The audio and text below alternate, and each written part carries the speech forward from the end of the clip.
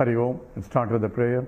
Om Samasta Jana Kalyani Niratam Karunamayam Namami Chinmayam Devam Sadgurum Brahma Vidvaram Vasudeva Sutam Devam Kamsa Chanura Mardanam Devaki Paramanandam Krishnam Vande Jagadgurum Tvameva Mata Cha Pitatvameva Tvameva Bandhuscha Sakhatvameva Tvameva Vidya Dravidam Tvameva Tvameva Sarvam Amadeva Deva Tvameva Sarvam Gurudeva Deva. Hari Om. We are doing the Panchadashi, 7th chapter, Trupti Deepa Prakaranam, and we are at the sloka 68, which we chant again. Atmava idamachyadau Atmava midamachyadau Paroksham Brahma Lakshitam Paroksham Brahma Lakshitam Adhyaropapavadabhyam Adhyaropapavadabhyam Prajnanam Brahma Darsitam Prajnanam Brahma Darsitam. Together. Atmava idamatyadau Paroksham Brahma Lakshitam Adhyaropapavadabhyam Prajnanam Brahma Darsitam.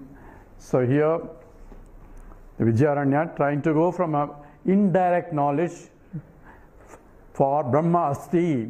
So through the study of the scriptures, yes, there is God, and the God is the creator. Not only is the intelligent cause, but the material cause as well. Abhinna nimitta upadana karanam. That knowledge we gain from Vedanta. So Vedanta is saying all religions may say God is creator. So Jagat Karta Ishwaraha. That much most of the religions say, but it's only in the Vedanta that it says not only he is the intelligent cause, but he is the material cause as well. Because in all other creations, the goldsmith is different from the gold. Goldsmith is an intelligent cause, but the gold he requires a gold material to prepare the ornaments. So intelligent cause, the nimitta karanam, is different from the material cause, the upadana karanam, in all creations that we see in this world. But whereas if you want to talk about the universe itself, the very beginning of the creation, God cannot be separate. The nimitta karanam and upadana karanam cannot be two separate entities, because the nimitta karanam, the intelligent cause, he has to be, because he is sarvajnaha, sarvashaktiman, and sarvavyapakaha, and so on. So we say he is in fact the all knowledge or rests in him, and therefore he is the intelligent cause. But where does he get material for creation? He cannot go outside the material to get somewhere else. Then we want to know how that material came into picture. So even science cannot answer these questions, because science can only start with the Big Bang. So where was the material for Big Bang? You cannot ask that question. And how did the laws of Big Bang come into picture? Because the laws of Big Bang were there for Big Bang to occur. Therefore, you cannot ask that question only because it's a singularity. In the mathematical singularity, you cannot say we don't know, or we cannot say anything, because singularity means. Essentially, implication is that we don't know. In the same way, the other religion says we don't know where the material for creation also. But Vedanta says no. The material has to come from himself, because there is nothing other than him. Why? Because what was there before creation is Sadeva Saumya Idamagramasi. So existence was, then what happened to the existence? And Shankara says, watch carefully what it says. Existence alone was there. So therefore now, after the creation, the existence itself expresses as this. So variety of Nama Rupatmakam Jagam, varieties of names and forms are nothing but existence itself in varieties. So how can existence form into different varieties? Says just as, say example he given is the two examples in the Chandogya. Says Yada Saumya Ekena Lohamanana Sarvam Lohamayam Vijnata Vacharam Banam Vikaro Namadeyam Lohamicheva Satyaro Namadeyam Nuttikicheva Satyam Isa Saumya Ekena Naka Nikruntanena Sarvam Kashnaya Samvigyata So Vacharambanam Vikaro Namadeyam Kashnaya Samityeva Satyameva. So in all these three examples, a transformation-less transformation is being provided, where it is really no creation but a creation, just as gold is becoming into many ornaments, where gold doesn't really become any ornaments, gold remains as a gold only, yet varieties of ornaments are appearing. So it is not a reversible transformation or irreversible transformation. It is like we are familiar in science, but he said it is a transformation-less transformation. It is transforming, at the same time not transforming. That is the nature of creation itself. Brahman is as though becoming many. What kind of many? Only Namarupatmakam. Namarupa means just a name and form. Namke vaste, creation. There is no real creation, because Brahman, being infinite, cannot undergo a modification to create something. Why? Because infiniteness. Because of the Brahmatvam nature, because of the infiniteness of the Brahman, he cannot undergo any modification in order to create. Only finite things can be undergo modification. So therefore, what was there before is still, it is the same thing, but in different names and forms, because I see different names and forms. So therefore, it is not really real, but is apparently real. So how can this be really real and not apparently real? So one fellow by name Berkeley, he says, you don't think it's real? So he started heating with a stone and said, now tell me whether it's real or not. So in the same thing was asked by Rama to the Vasishtha. When he says this is not really real, then says, how come he says not really real? So when Vasishtha coming, so he sent an elephant to chase him. So Vasishtha ran away from the elephant to protect himself. So Rama was watching all this, and then when Vasishtha came back, says, sir, you told that the whole thing is not really real, the elephant was not really real, why are you running? Why did you run away like that when the elephant is not real? He said, Rama, you only thought about the elephant not real, even my running is also not real. Because everything is only at the transactional level it is real, but from the absolute point it's not real. One has to know, because from the absolute point it is infiniteness itself.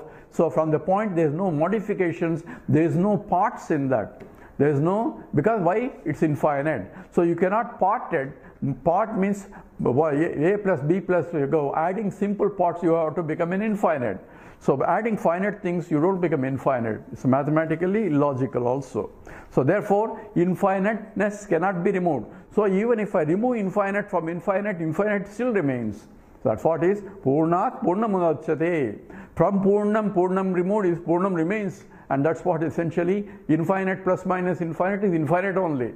But it cannot be finite. And that's essentially what the creation is all about. And that is essentially what the Vedanta talks about. Bahusyam praja eti. Let me become many, and he became many. So where is God? Now you can't put him anywhere in the heavens or somewhere, because he became already many. So many is nothing but the Ishvara himself in different names and forms. Therefore it says Nama Rupatmakam Jagat. So every name is nothing but the God itself in different names. That's why, so Krishna says, Vidya Vinaya Sampanne Brahmano Gavyahastini. So Sunishcheva Supagaricha Pandita Samadarshanaha. So Panditaha Samadarshanaha, the Pandita, the wise people say oneness there. What is oneness? How can there be only one? In whether it is a Vidya Vinaya Sampanne Brahmana, says the Pandita, the wise Brahmana, or the cow, go, or the elephant, or the dog, or the dog eater, he sees oneness. How can he see oneness? They are all different. But in spite of differences, he sees the oneness that pervades everything, that supports everything. Adhishthanam. Adhisthana means that which from which it came, by which it sustained, into which it goes back. That's what in the previous sloka, he gave a reference to Brahman is coming from the Taittiriya Upanishad statement, Yato va imani bhutani jayante, yena jatani jivanti, yat prem tabisham vishanti, tad vigyasasva, tad brahmeti. That is Brahman. What is Brahman? From which Yato va imani bhutani jayante. Yeah, all the beings are coming from yena jatani jivanti, by which it is sustained, and the Yato va imani bhutani jayante, yena jatani jivanti, yat prem tabisham vishanti, into which it goes back. That is Brahman, but that is only Tadastha Lakshanam. That's only incidental qualification of Brahman. Even though it's incidental qualification, because I am seeing the creation, through the seeing creation, I have to realize that which is beyond the creation. That's what in the Visishtadvaita it says, through Lakshmi only I can approach Narayana. Because I cannot directly know Narayana. Only through Lakshmi. Lakshmi is nothing but the Ashtalakshmi. The whole universe is nothing but Lakshmi. And through Lakshmi only I can see that which pervades, because Vishnu is Vishwam plus Vishnu. Vishwam, Vishnu, Vashatkaro. That's how Vishnu Sahasranama starts. So he is Vishnu. Vishnu means Vyapakatvat Vishnu. The one who pervades. And now pervades means he is not only just pervading, but he is Adhishthanam. Adhishthanam because he is Vishwam also. He is the world, and as well as he is a supporter of the world. That's why Yatho imani bhutani jayante yena jatani jivanti. He sustains the world. That means he is Adhishthanam. He is a supporter of the whole universe. That's what essentially has to be understood by the indirect knowledge. That's called the Paroksha Jnanam, and Paroksha Jnanam comes only because of by studying the scriptures. Without the study of the scriptures, you will not know that Brahman is nothing but the whole universe itself. So you are looking for Brahman where? Somewhere, it's not somewhere, it is everywhere. That's what scripture says. But everywhere I don't see. For that only, to see clearly, in and through every namano, every name and a form, I need a vision, a third eye vision. A Jnana Chakshu is required. That's called, Shiva has a Jnana Chakshu. So wisdom eye. Wisdom eye means to see in and through from what I see, that which I cannot see, but it is that which purports the whole thing. Because I cannot see existence, but everything exists. So without the existence supporting the very existence of a very object, I cannot perceive the object itself. So even though I am perceiving only the rupa, rupa means attributes, attributes means sabda, sparsa, rupa, rasa, gandha, all five attributes through which senses can perceive, that is only rupa. But nama means naming, naming means knowing. That means a conscious entity has to come into picture to know that which is unconscious entity. So all objects are perceived, and therefore existence of an object cannot be established without the consciousness establishing the existence, or without the knowledge of its existence. So even though I may be investigating, an objective scientist may be investigating what is this, is there atom, is there something fundamental particles, he may keep on investigating, but what is required is the investigator has to be required, a conscious entity has to be required, so he cannot really discard the inquirer in the inquiry, because when he tries to objectify, he is eliminating himself from the analysis, and the very elimination, therefore he is only analyzing the incomplete system. So he will never be able to find out what the fundamentals of the universe, because he is excluding the important aspect, but he is the Chaitanya aspect. That's why the material scientists think that the consciousness came from the material. How they don't know. Accidentally or somehow consciousness arose. Whereas says consciousness can never arise. But how do you know that consciousness arose? Some conscious entity has to know. Without that you cannot say consciousness arose. So now udeti na astameti. Therefore it can never be beginning or end for it. Therefore it is eternal, nityam. And what is that eternal has to be satyam. That is the absolute truth. And what is that satyam and nityam is nothing but Brahma eva. Infiniteness alone can be that which cannot be perceived, but that which is everywhere. And that's why the scripture starts, says from the Atma, says this whole Akasha Sambhutaha, Akashat Vayu, Vayu Agnihi, Agni Apaha, Abjat Prithvi, Prithvi Obhyam, and so on, Purusha. So the whole creation starts with Atma Va, See, what was there before is Atmava idamagramasid. So that's how this sloka starts with Atmava idamichadau paroksham brahmalakshitam. So Atmava idamichadau. Ichadau, this slokas come from the Aitiriya Upanishad and say that from Atma only the whole creation came. Iti adau. Idam ichadau. Idam means this entire universe. And paroksham brahmalakshanam. So etc. statements like that from the Upanishad, we can get the knowledge of what is Brahman. Because Brahman is infinite, cannot be perceived and cannot be known also. Why? Because it is infinite. Infinite is only a word that is describes that there is nothing finite of that nature. So only finite things I can know through the mind. So it's only knowledge of this, knowledge of that. So I can know knowledge of chemistry, knowledge of biology, knowledge of physics, knowledge of, it's only qualified knowledge. Qualified knowledge is an objective knowledge. So what is knowledge by definition without any qualification? So define knowledge. So what do you mean define knowledge? I can only say define knowledge of something. I can say knowledge of this or knowledge of that, but how can I define just knowledge without any qualification? That's right, because you cannot define, a definition is only for an object. Whereas you cannot define something which is infinite, therefore knowledge itself is indefinable only because it is anantam, it is infinite. That's what the scripture says. Satyam, Jnanam, Anantam, Brahma. So in the Aitiriya Upanishad, not only the Tatastha Lakshanam of Brahman, but also Swarupa Lakshanam of Brahman is also given. What is that? Satyam, Jnanam, Anantam, Brahma. So Anantam is infiniteness. Infiniteness is the nature of Brahman. So Brahad Dhatu is also, Brahman itself means infiniteness. And that is his nature. And Anantatvat means there is no limit for it. Therefore, limitless is Ananda Swarupam. Any limitation causes suffering. Therefore, I want to get this, I want to get that. All the rat race is what? To become so that I have more and more and more, so that I will be happy.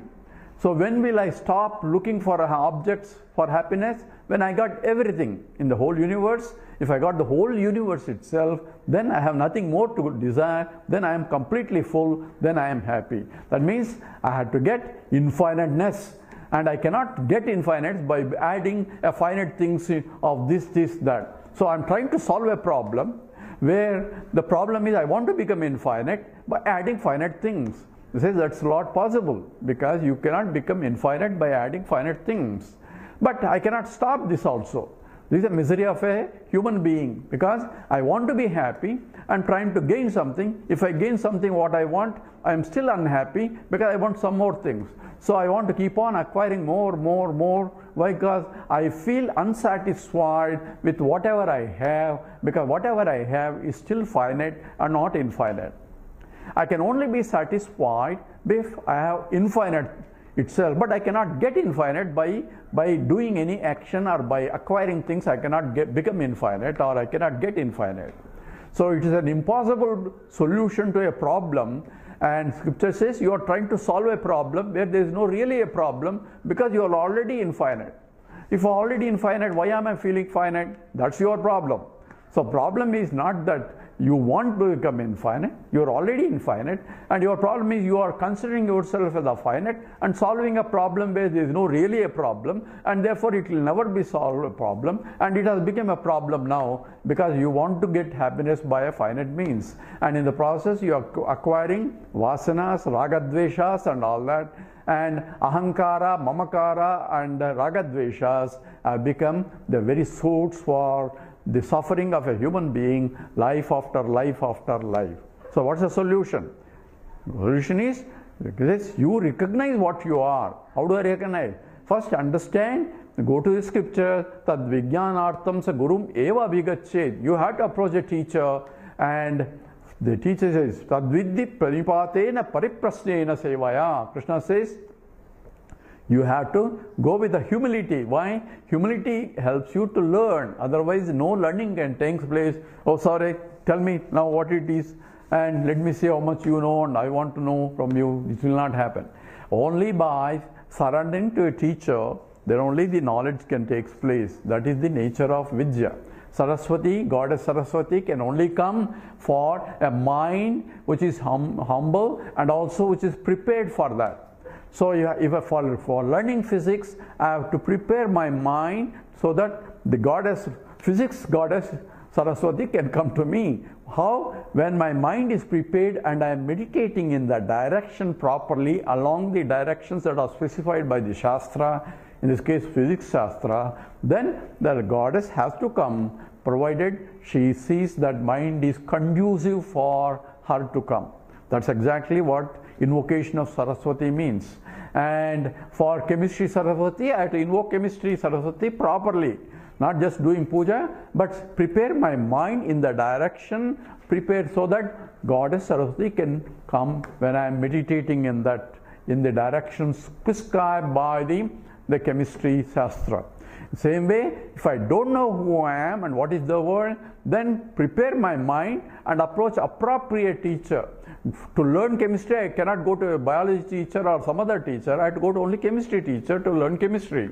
Same way, to learn Atma Vidya or Brahma Vidya, I have to go to the where it is taught. Where is Brahma Vidya taught? It's only taught in the Upanishads. So I have to approach a teacher. So tad vijnanartham sa gurum eva abhigachet samit panihi sotriyam brahmanishtam. So one who has learned the scriptures. How did he learn the scriptures? By himself going to another teacher and learn in that way. And how did the other teacher learn? He has also approached his teacher, and all the way this is Guru Parampara, and all the way goes to the first teacher is the Lord himself. And that's what Krishna says in the 4th chapter. I am the one who taught Vaiswanara and so on and so forth. So here, Atmava idam ichyadau Paroksham Brahma Lakshitam. So I am able to learn through Paroksha, indirect knowledge, by the Brahma Lakshanam. What is the nature of Brahman? Atma idam, Atma idam agram asit. That's the Aitareya Upanishad.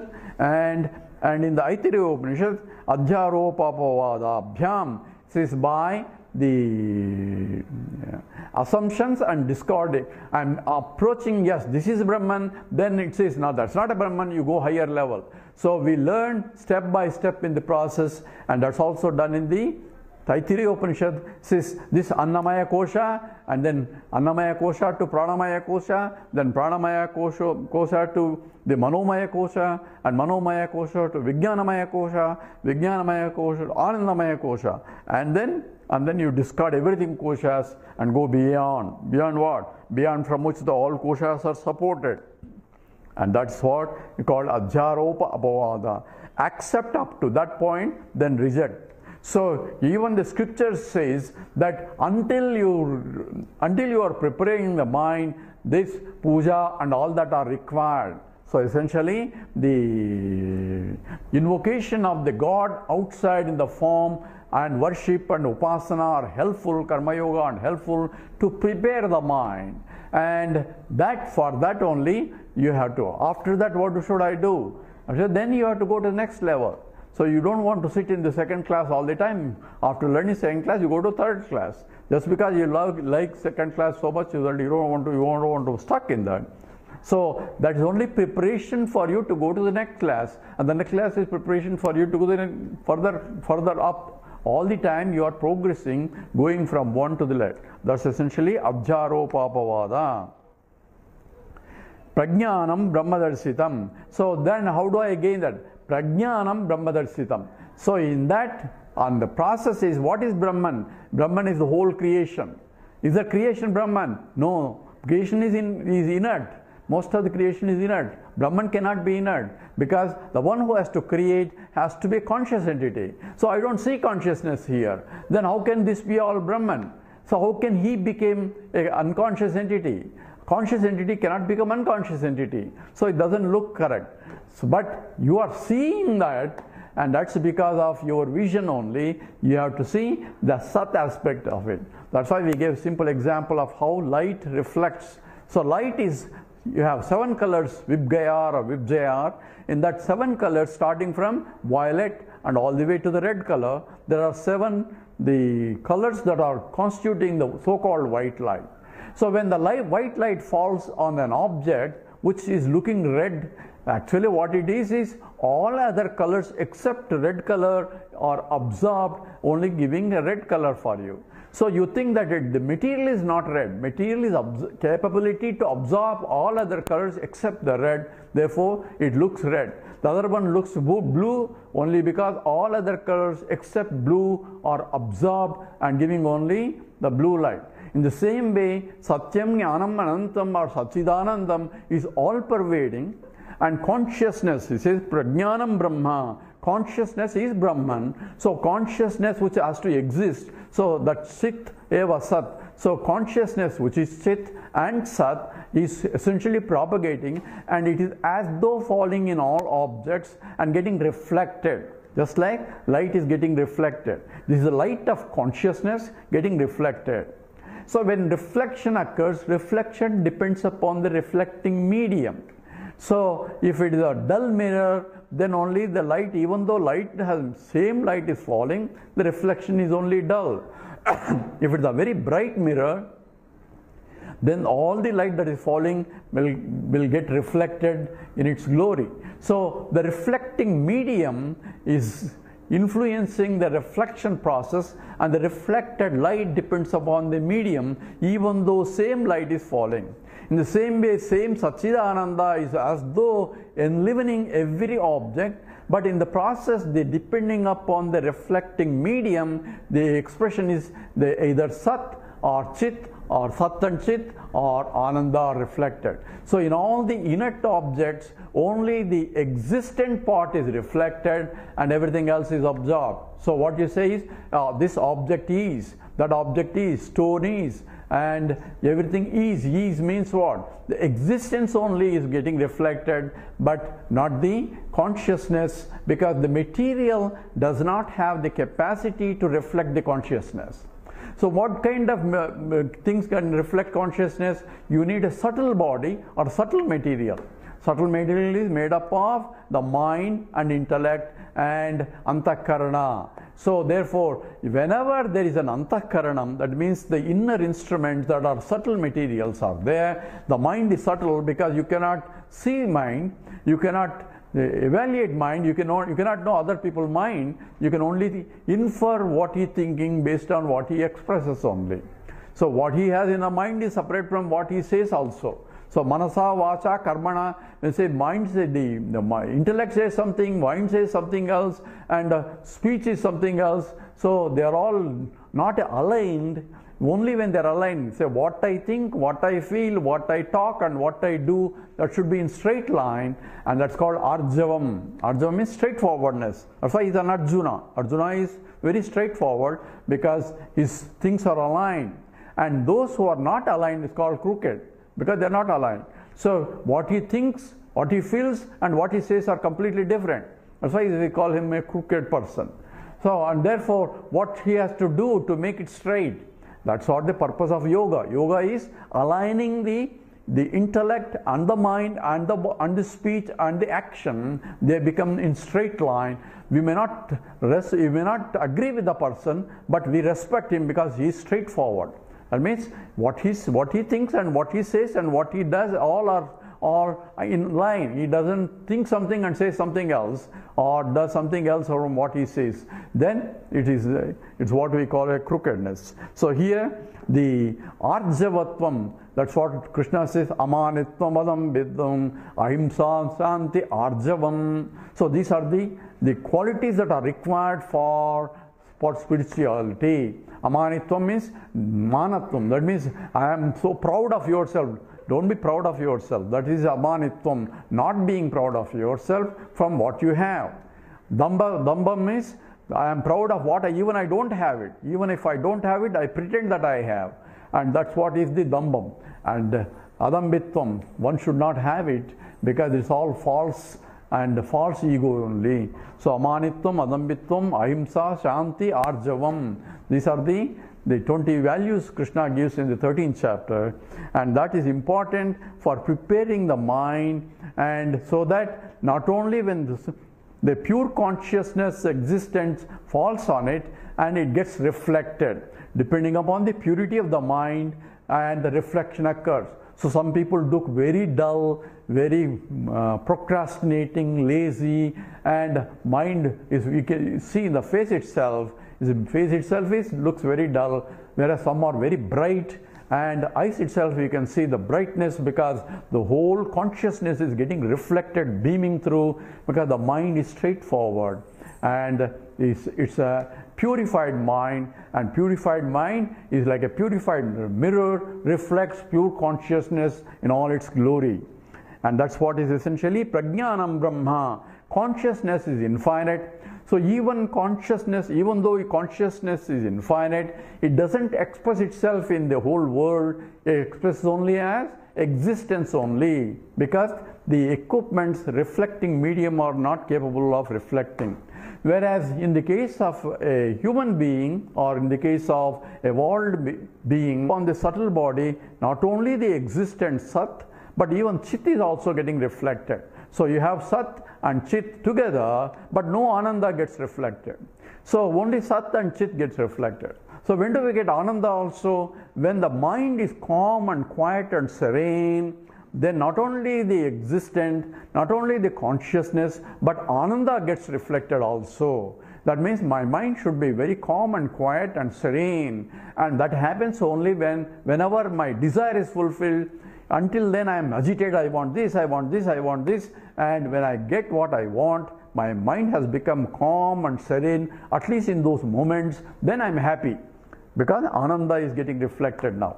Ananda is not in the coffee or anything that I am taking, but my mind is now satisfied because of the desire is fulfilled, therefore mind has become serene. So therefore Ananda is also gets reflected.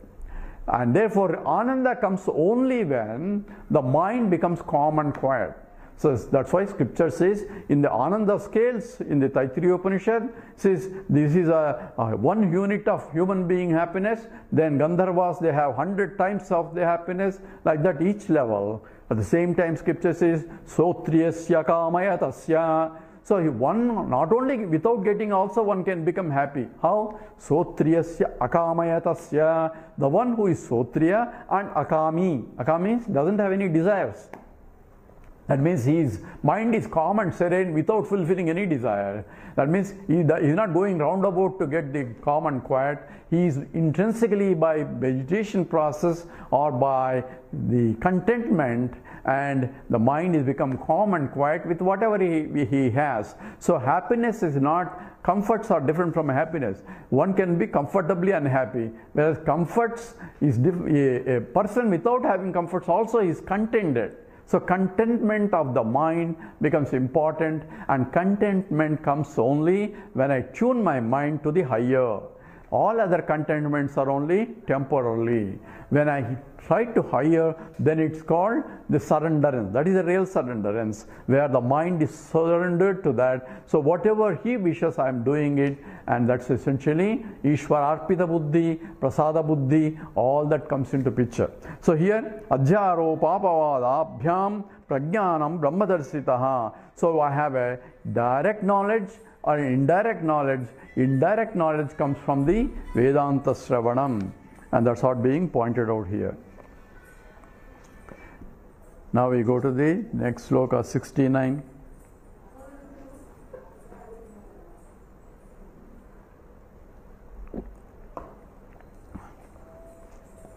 Avantarena vakyena paroksha brahmadhir bhavet.